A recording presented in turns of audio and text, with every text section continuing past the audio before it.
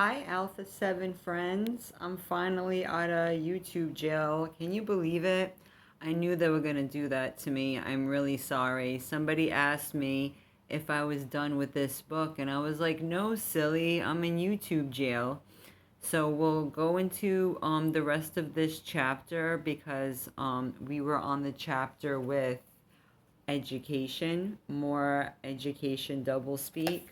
And I believe we left off on page 55. So we're going to start there and we're going to finish this chapter because they're in different topics. Really great book. I had a commenter, offered to make duplicates of this and, all of that stuff. And I appreciate that and all, but I don't want to get hit with any type of copyright issues doing that.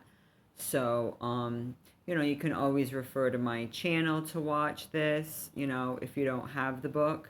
And if anything, it'll make you want to go out and buy it yourself. I know there's not a PDF that I know of, but that doesn't mean in time there won't be, right? And if I could scan it in and provide it, I mean, maybe sometime I'll do that, but that is a lot of work. So maybe eventually I can scan the pages in. But again, this is work just to do right now. I'm extremely busy today.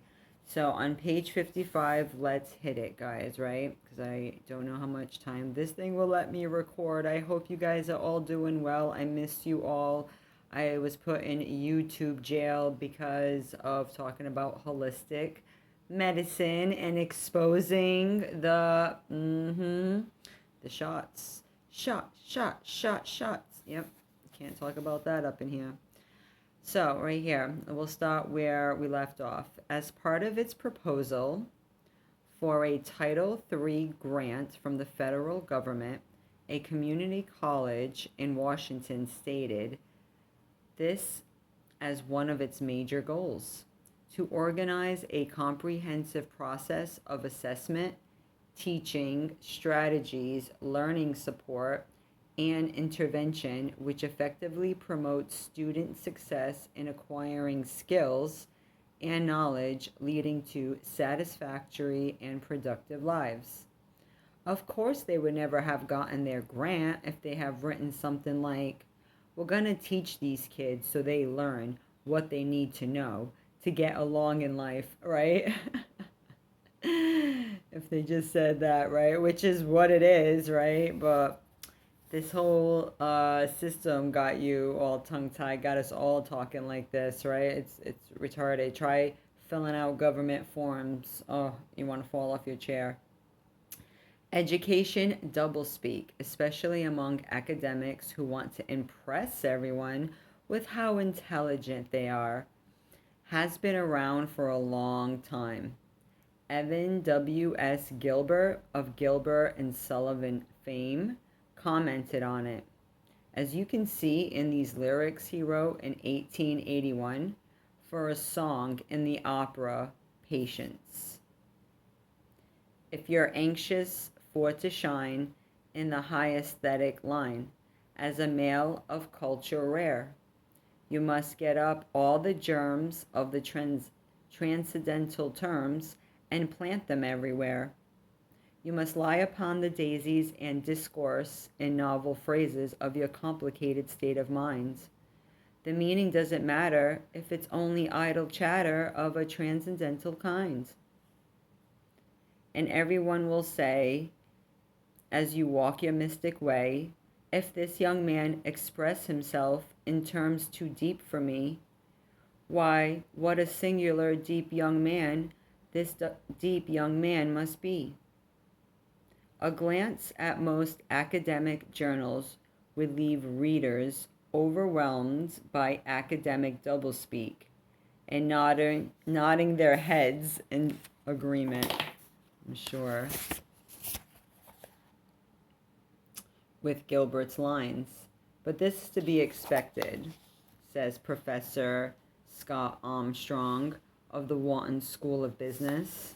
Let me try to clip this for you guys so it stays straight. At the University of Pennsylvania, According to Armstrong, there are some important rules to follow. If you want to publish an article in a scientific or medical journal, in an article in a 1982 issue of the Journal of Forecasting, Armstrong recommends that the aspiring scholar choose an unimportant topic, agree with existing beliefs, use convoluted methods, withhold some of the data, and writing the article in stilted, obtuse prose. Armstrong reports that in one study, academics reading articles in scientific journals rated the author's competence higher when the writing was less intelligible than when it was clear. Other studies conclude that obscure writing helps those who have little to say. In other words, in academia, as in most professions, doublespeak pays. A recent issue of the American Sociological Review carried an article that stated, in effect, it was hypothesized that certain physical data categories, including housing types and densities, land use characteristics, and ecological location, constitute a scalable content area. This could be called a continuum of residential desirabilities.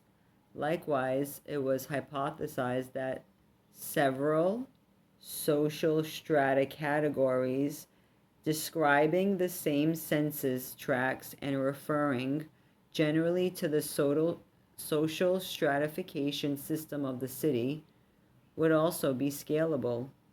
This scale could be called a continuum of socio-economic status. Thirdly, it was hypothesized that there would be a high positive correlation between the scale types of each continuum.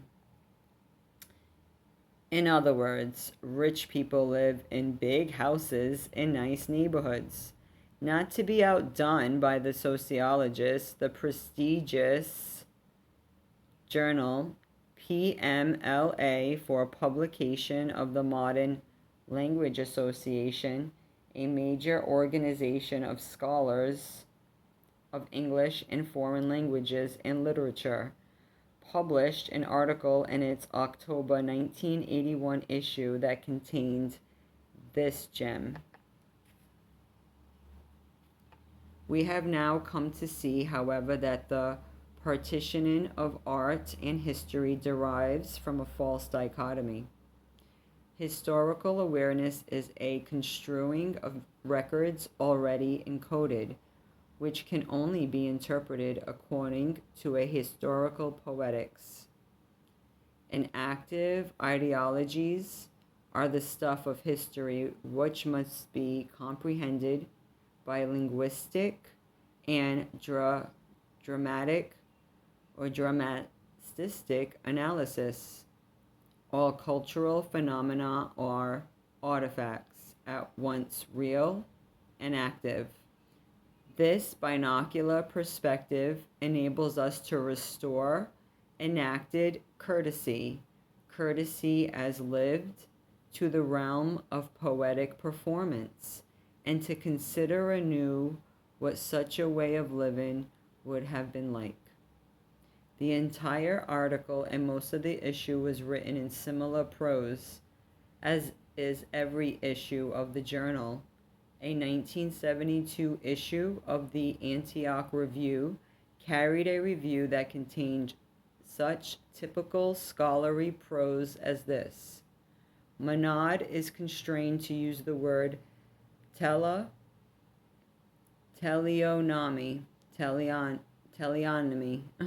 which stands for living objects endowed with a purpose or project, and which includes the genetic replication of such purpose.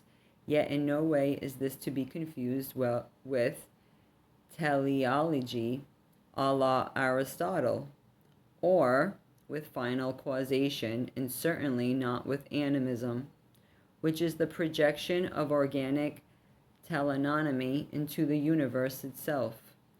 This is the author's bete noir, and his stable extends from Plato through Leibniz and Hegel down to dialectical materialism.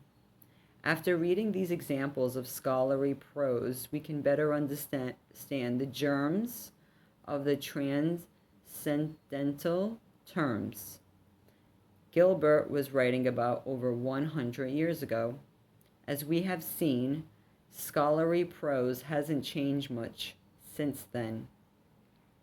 In their article, Needs Assessment and Holistic Planning, published in the May 1981 issue of Educational Leadership, authors Roger Kaufman and Robert Stackivus point out that in order to achieve products, outputs, and outcomes through processes, inputs are required.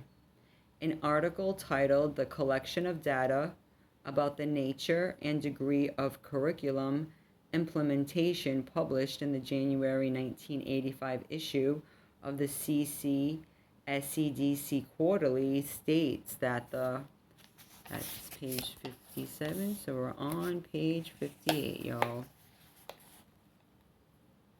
Significantly lower scores of implementers in their information. Personal and management concerns suggest the wisdom of investigating means to raise these concerns, perhaps increasing curriculum visibility. Drop into any meeting of just about any academic society, organization, or group, and you'll find even the titles of the papers being presented incomprehensible. At the 1984 meeting of the Association for Education in Journalism and Mass Communications, there were papers on visual complexity in television news, a time series analysis of audience evaluations of an electronically estimated form complexity variable, and elaborating the relationship between TV viewing and beliefs about the real world, possible contingent variables. Or if you had attended the 1988 meeting of the Academy of Management, you could have heard this paper presented.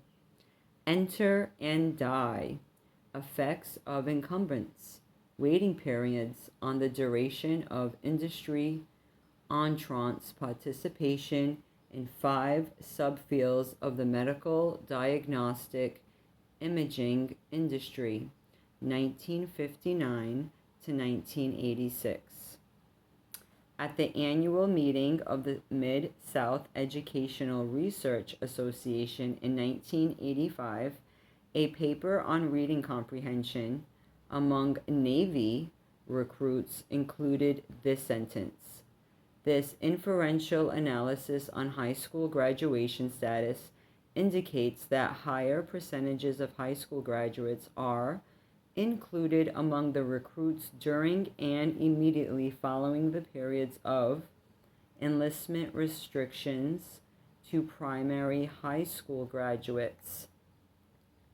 At the 1988 conference of the American Sociological Association, one panelist said that an emphasis of diversity, the notion of a hegemonic sexual discourse, and deconstructed even among those who have claimed to have one. The speaker then went on to say that the exploration of sexuality within feminism is attentive to the postmodern concern with the multiple mutations of the self. Other phrases that popped up were democratic hegemony, distributionally conservative notions, inequalities in the sex-gender system, and the discourse of status, ambivalence in clothing and fashion. Talk about inflated terms. And I like how I was talking about communication, because I was talking to a young woman last weekend who Went to college for that. I'm like, you really needed college, to communicate, but I'm sure she learned a lot of doublespeak. So on page 59, it says, in 1987, Princeton University Press published The State and Social Transformation in Tunisia, Tunisia and Libya, 1830, this should be interesting, to 1980, by Lisa Anderson, a book whose prose is illustrated by this sample sentence. Sorry guys, it's hard to read, that's why. It is also an argument for taking the variation in the periphery as a starting point for investigation, and more importantly, for examining the historical interaction of indigenous and foreign notions of political authority, structures of domination, and mechanisms of appropriation as they combine to create the unprecedented circumstances and institutions of politics in the modern periphery. It's probably not surprising to learn that teachers like that kind of writing. Although English teachers like to say they prefer the clear, simple style in writing, when given a choice, they tend to choose the heavy, ponderous style. In the September 1981 issue of College English, a journal read by a great number of college writing teachers, professors, Rosemary Hakey of Chicago State University and Joseph Williams of the University of Chicago, reported on research in which they asked English teachers in high schools and colleges to judge groups of student essays. In each group of essays, Hakey and Williams included several pairs of essays that differed only in their style. The results were depressing. The teachers consistently preferred the essays that had sentences such as, "The absence of priorities and other pertinent data had the result of the preclusion of state office determinations as to the effectiveness of the committee's actions in targeting funds to the areas in greatest need of program assistance." The teachers consistently gave lower ratings to the essays that were written with sentences such as this: "Because the state office set no priorities and did not have pertinent data, it could not determine how effectively the committee targeted funds to those areas whose programs most needed assistance." Both of these sentences say the same thing, only the second says it more directly and more clearly. That's what I was thinking when I was reading it. It was way easier to say. That's why some of this can be like such a tongue twister, guys, because it's so verbose. So we're on page 60. It has all the attributes teachers say good writing should have. Yet teachers overwhelmingly choose the first sentence over the second. Even those of us who should know better can be lured by the siren song of doublespeak. At times it seems as if everyone involved in education lives on doublespeak, which starts at the top and flows downward. The Omnibus Education Act, passed by the Florida State Legislature in 1984, changed some terminology in the Florida statutes dealing with remedial education. In place of remedial and developmental instruction, there is now college preparatory instruction, while remediation has become additional preparation and remedial courses have become college preparatory adult education or college preparatory instruction. At its October 1986 meeting, the State Board of Education in Ohio adopted a series of recommendations presented by its Literacy Committee, including these: as early as a student is identified as an underachiever, an individualized intervention program with multiple teaching approaches should be developed, and an ongoing marketing approach should be implemented to provide the outreach necessary to find the unserved adult illiterate population. The Troy, New York School Board passed the following resolution at one of its meetings in 1983. Resolved that the superintendent be authorized to engage a consultant in his public school administration for the purpose of assisting the superintendent to plan a study to make specific recommendations in regard to the planning for management use and allocations of personnel and material resources, particularly in the following areas. In 1984, the Amarillo, Texas Independent School District's Board of Trustees hired 2 consultants to help in the search for a new school superintendent. The consultants wrote a public opinion survey that contained such sentences as these. Each item in the instrument is productively oriented. Pupil products expected are itemized first. Production systems present in the district are itemized second. The National Testing Service Research Cooperation of Durham, North Carolina, prepared a report in 1980 on the results of a program designed to attack functional illiteracy among adults. The quality of this report can be illustrated by the sample of the prose used in the report. The conceptual framework for this evaluation posits a set of determinants of implementation which explains variations in the level of implementation of the comprehensive project. The doublespeak flows also into the classroom with textbooks, lectures, and course materials filled with it. The following is the description of a graduate course in anthropology at the City University of New York.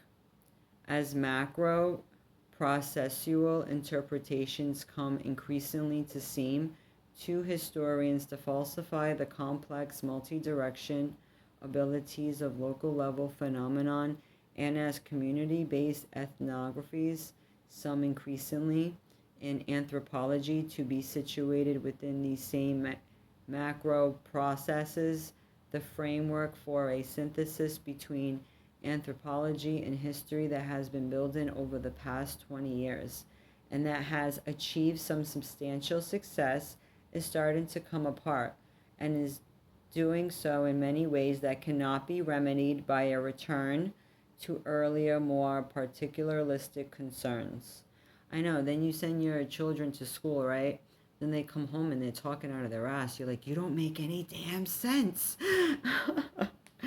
I know, they think because they're very verbose and wordy and all this, that. No, you need to be clear and direct. That's the best form of communication, I think. I think we all can agree. Because this is really stressing me out reading this junk.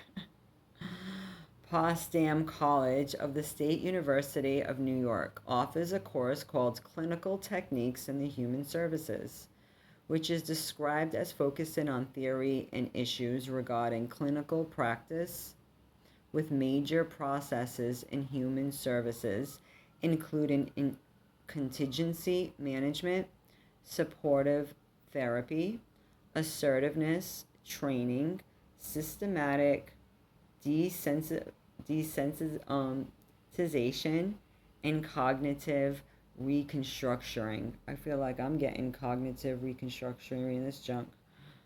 The description for the Nursing School 2 course at Rutgers University of Camden, New Jersey, states that the course focuses on the care of clients throughout the life cycle who have basic alternations in health status, stresses a multi-dimensional approach, and encompasses the amelioration of health status of the client.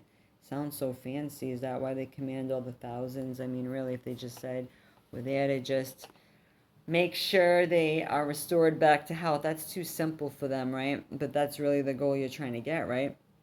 The restoration of health is a major focus. You would think, what else is there? Are you freaking kidding me? I thought I was going to finish up to, I don't think it's going to make it because this only records to 28 minutes. So I'm going to read one more page and we'll stop at 6. We're going to end at 63, guys. At least the people in the St. Rand Valley School District could translate their doublespeak. Most users of education doublespeak don't have the faintest idea what they're talking about when they use doublespeak. They sure sound impressive, though, enough that you would never dare question what it is they're saying, lest you would appear ignorant and uninformed. Many of those who use doublespeak hope for this reaction. When one school board voted to deny funds for a new swimming pool, the high school principal simply submitted a proposal for an aquatic therapy department for handicapped children and promptly got his new swimming pool. Remember the old days when they were physical education classes? Well, physical education is out of date. It's now called human kinetics or applied life studies. Sports are called movement exercises. In 1988, officials of the University of Minnesota School of Physical Education wanted to rename their school the School of Human Movement and Leisure Studies. Michael Wade, the school's director, defended the proposed name change by explaining that other universities called their phys ed schools by such impressive names as School of Kinesiology or School of Sport Exercise Medicine or Exercise Science. After all, Colorado State University changed the name of its phys ed department to the Exercise and Sports Science Department in 1986. Wade noted that the old name put his faculty at a disadvantage when seeking grants, since the name of his school was not as impressive as the names used by those other schools. Wade also noted that there are 2 journals of human movement, read and respected by professionals in the field. At last report, the Board of Regents wasn't too keen on the idea, but Wade planned to continue his efforts. Colleges no longer rate each other's facilities for big-name scholars. Rating isn't the right phrasing. It's selective development, said George Johnson, president of George Mason University in Indiana. They have a program called Quality Recovery, while in Minnesota it's called Preventative Retention. Colleges don't talk of looking for students to boost their enrollment. Instead, they talk about posturing ourselves aggressively and positively to enhance our position in the enrollment marketplace and aggressively enhancing retention through positive recruitment and advisement programs. Yeah, that's like a sort of military in itself, guys. This thing likes to stop at 30 minutes. I'm surprised it let me go to 28. We're going to stop at the beginning of page 63. At least we went from page 55 to 63. This is a great book. Just wanted to do a vid because I'm on a YouTube jail. It wasn't because I forgot about the book. I'm a woman of my word. When I say I'm going to do something, I do it. So we are going to read through this whole book. Thank you, Alpha 7, for being so patient. I have a PayPal. It's not under the Alpha 7 name. It's under diadash because I'm also working on consumer protection law and helping the people in that respect on my diadash channel.